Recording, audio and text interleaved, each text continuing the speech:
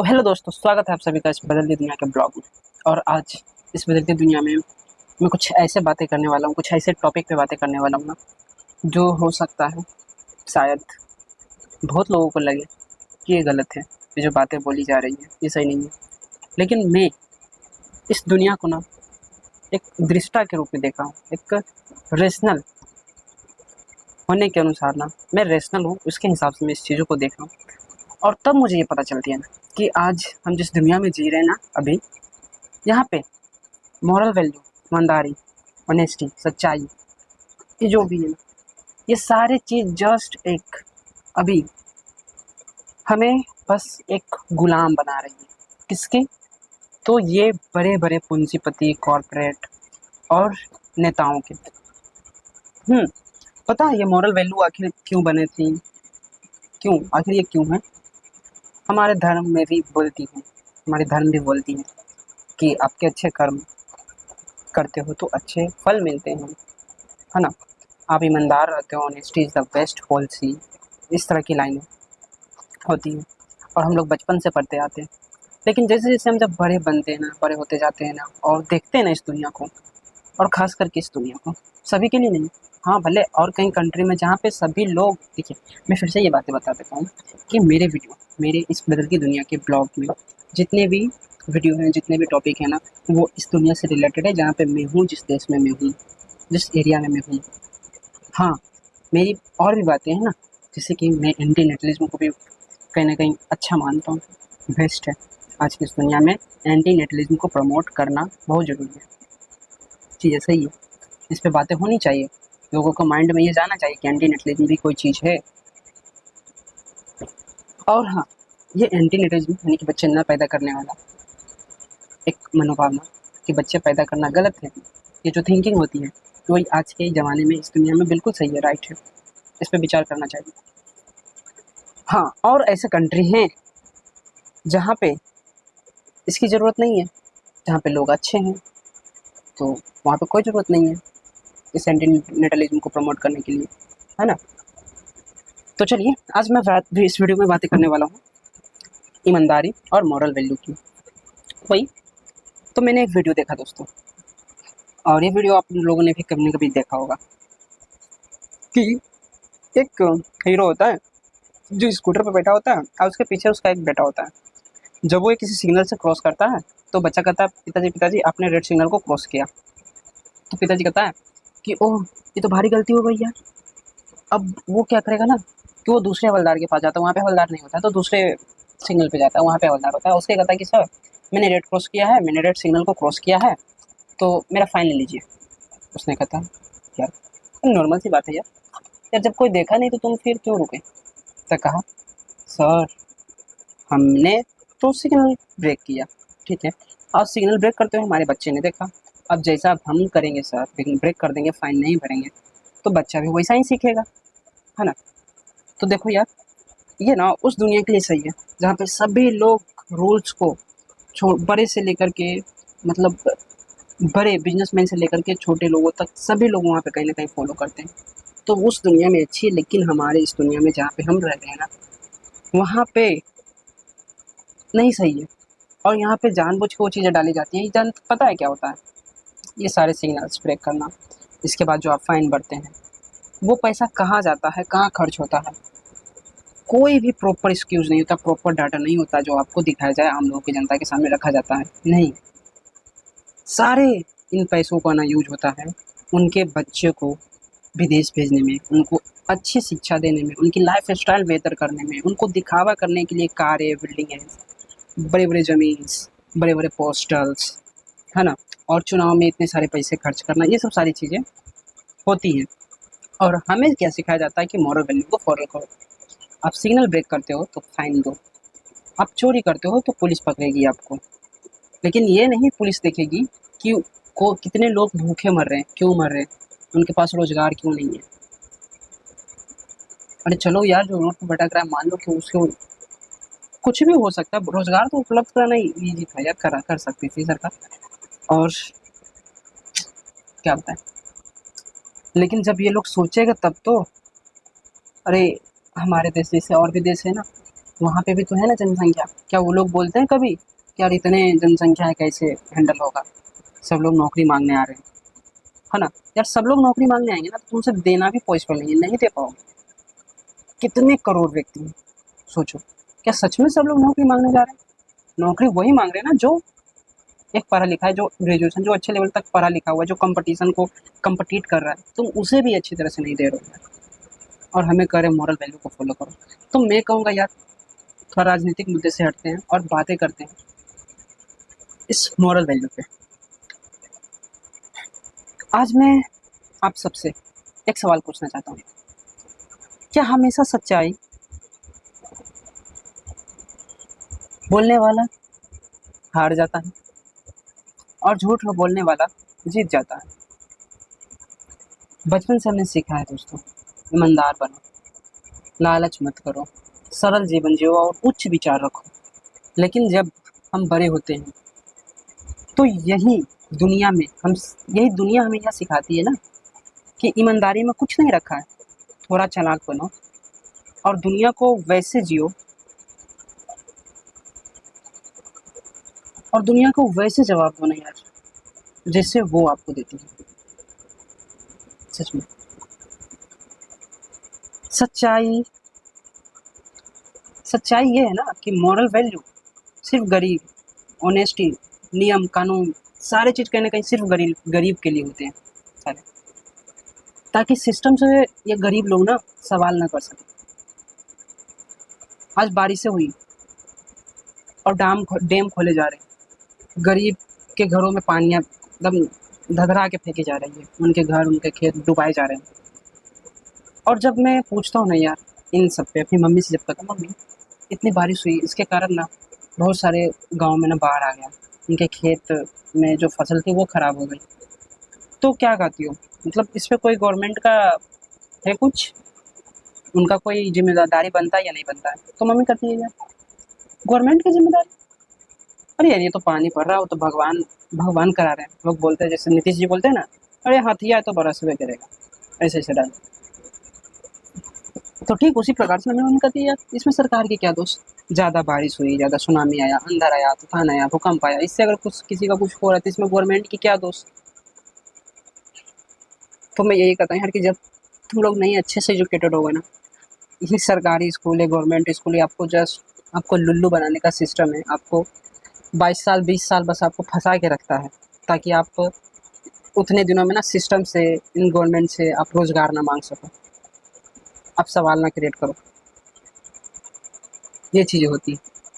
आपको एक्चुअल में आपको अपनी ज़मीन की वैल्यू भी नहीं पता होती है, पता है? अडानी को बहुत सारी ज़मीन दिए जा रहे हैं, एक कट्ठा ना मुश्किल से 1000-2000 रुपये, ऐसे इस तरह से करके वो लोग खरीदे, तो मतलब गवर्नमेंट उतना पैसा दे रही है, लेकिन अडानी को मिला है 1000 करोड़ एकड़ मात्र 1 रुपये के लीज पे। समझ रहे हैं ना? और ये सब क्यों हो रहा है? और वो लोग बेचने के लिए इतना मजबूर क्यों हो जा रहे हैं? वो लोग एक एक एकड़ ज़मीन ना 40 लाख 50 लाख में बेच दे रहे हैं। जिसका 3 एकड़ है उनको 1.5 लाख रुपया मिल रहा है, किसी का 1,20,000 मिल रहा है, ऐसे इस तरह से करके ना बिहार की ज़मीनों को खरीदी जा रही है। एक तो ये हो गई। अब उनको पता ही नहीं है यार कि हमारी ज़मीन का, हमारी इस चीज़ का वैल्यू क्या है। उनको अगर सही से एजुकेशन रहता ना, मतलब हाई फाई वाला अगर एजुकेशन मिला हुआ रहता ना, तो वो लोग ये डिमांड करते हैं कि ठीक है तुम अडानी को दे रहे हो, अडानी पावर को दे रहे हो, तो हमें उसका शेयर्स दे दो, उसका पार्टनरशिप दे दो, उसकी रॉयल्टी दे दो, है ना? बताओ यार, जब रॉयल्टी एक सॉन्ग पे मिल सकती है कि सॉन्ग मात्र थोड़ा सा 5-10 मिनट, जो भी हो, जितना भी मेहनत हो, एक बार की मेहनत होती है सॉन्ग बनाने में, एक बार की मेहनत होती है वीडियो बनाने में, मूवीज़ बनाने में, और उसके बाद वो लोग 50 साल 60 साल तक आराम से रॉयल्टी इनकम कमाते रहते हैं, खाते रहते हैं जीवन में।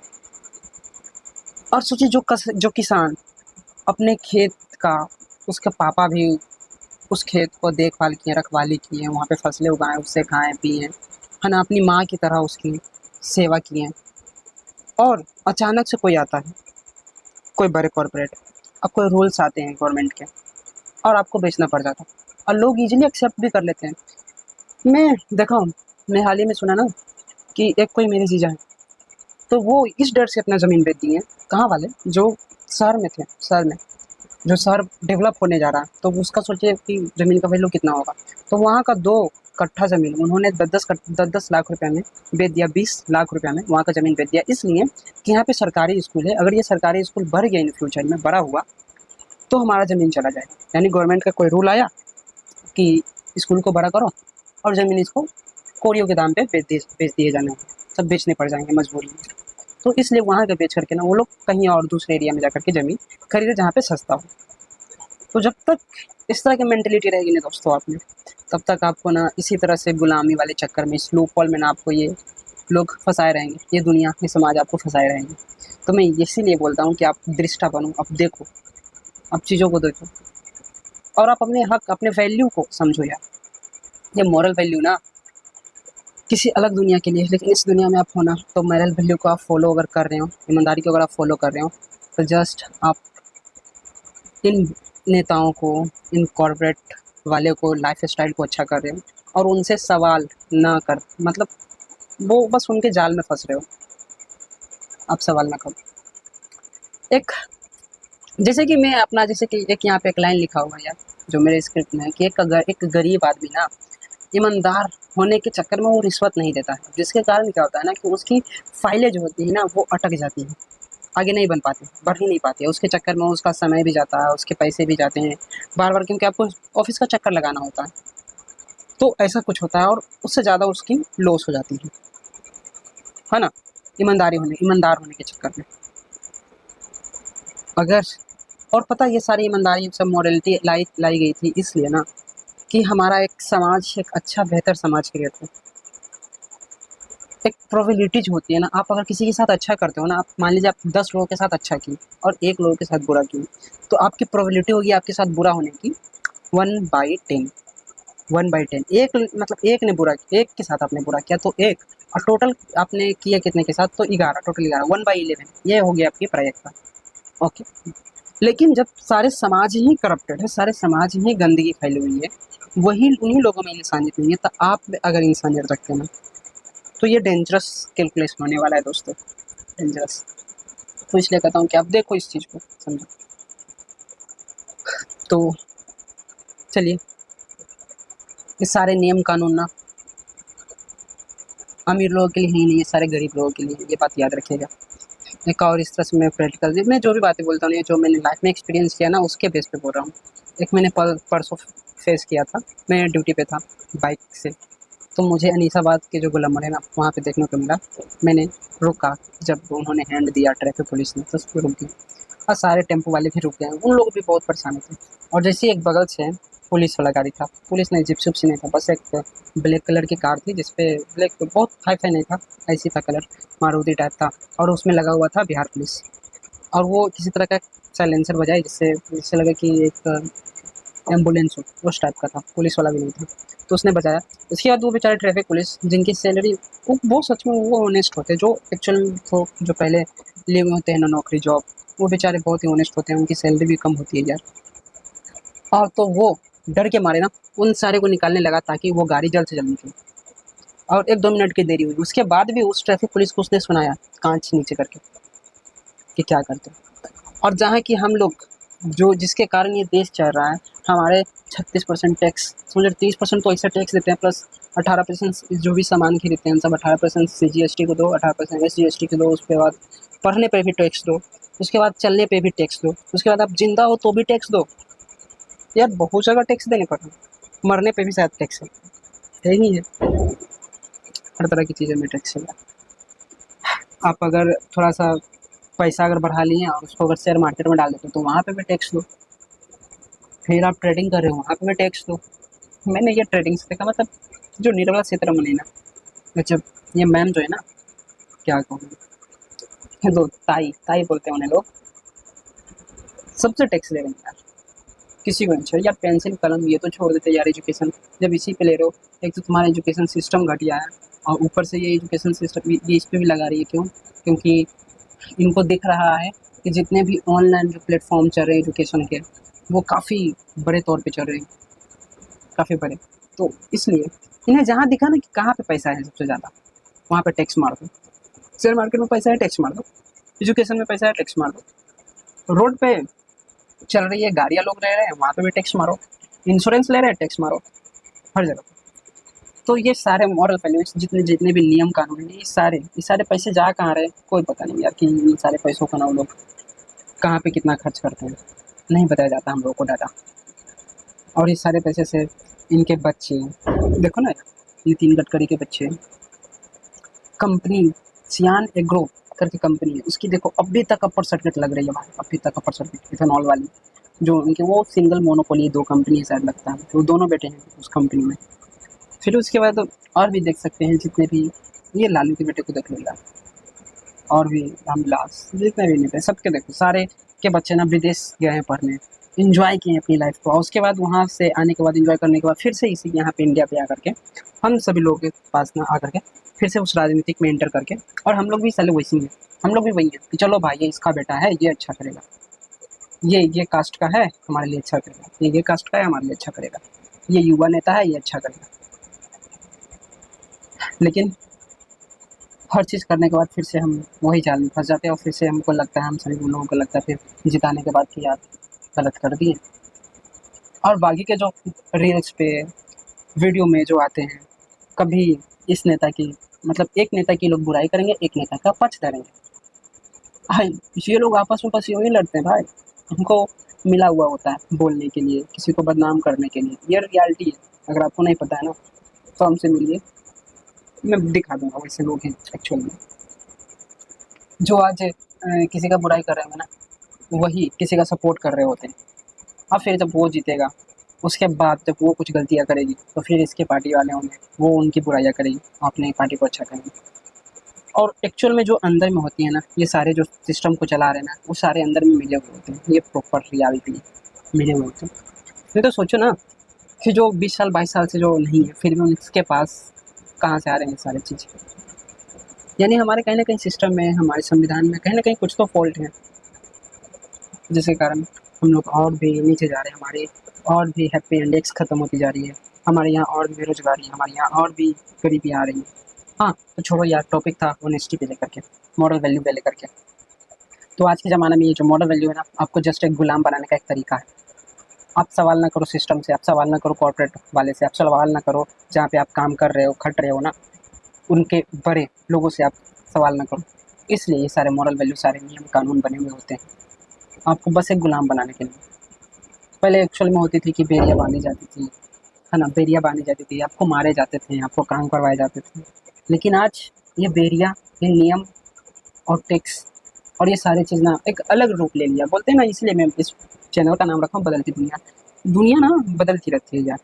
पहले ये एक्चुअल में फिजिकली ट्रीटमेंट होती थी, मारा जाता था, बेड़ियाँ बांधी जाती थी, लेकिन अब ये सारी चीज़ ना डिजिटल तौर पे आ गई है, सारी चीज़ नियम कानून में आ गई।